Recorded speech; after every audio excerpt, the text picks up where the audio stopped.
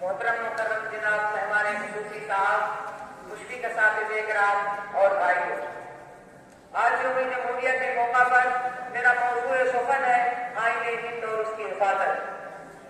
इंसान को इंसान से नफरत कैसी, अल्लाह के बंदों में रकाबत कैसी, जिस देश की बुनियाद हो आईने वफा, उस देश के लोगों में अदावत कैसी।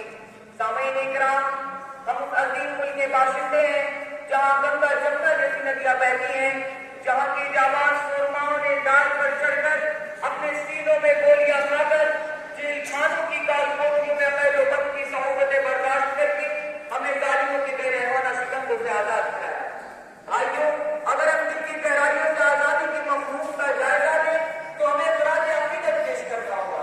शहंशाह मुताबत मौलाना अबुल कलाम आजाद को हमें याद करना होगा।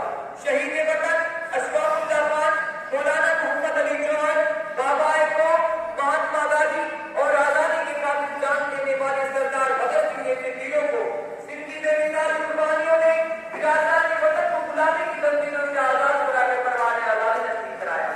साथ ही साथ हमें याद करना होगा दस्तूर हिंद के अहम कायद डॉक्टर भीमराव अम्बेडकर को, जिनकी अजीब खिदमत की लेवल हमेशा उनका मालूम अभी तक रहेगा। आज की तारीख यानी 26 जनवरी 1950 ईस्वी को बाकायदे तौर पर हिंदुस्तान में अपना कानून नाफिज किया गया और तमाम अहले वतन को इस दस्तूर पर फख्र है। सामईन इकराम, इज़राइल की खास बात यह है कि इसमें दुनिया भर के तमाम कवानीन का निचोड़ मौजूद है।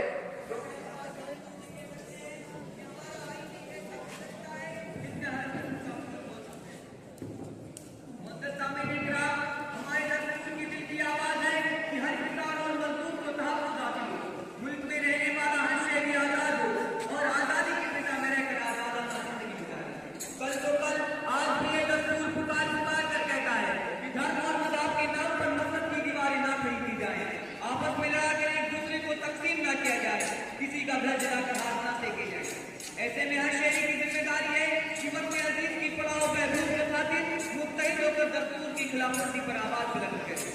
हर शहरी आईने हिंद का एहतराम करे, बिला तफरीक धर्म मज़हब हर हिंदुस्तानी दिल की गहराइयों से जमहूरियत का वाराना इस्तेमाल करे, ताकि ये मुल्क हिंदुस्तान तरक्की और बका की राह पर गामजन हो। भला आप देर कैसे आज ये फैसला कर लें, भला आप देर कैसे आज ये फैसला कर लें, हमेशा के लिए खत्म शिकवे गिले कर ले, मोहब्बत दिल में और आंखों में हम जामे वफा भर ले। यूं ही जमहूरियत का खून कब तक बहाएंगे, करो वादा न हम अहले वतन को अब सताएंगे, वतन को फिर से हमें प्यार की जन्नत बनाएंगे। और आखिर में दुआ की बारे इलाम, हम तमाम काफिलाने हिंद की हिफाजत करना और एक दूसरे के शाना बशाना चलने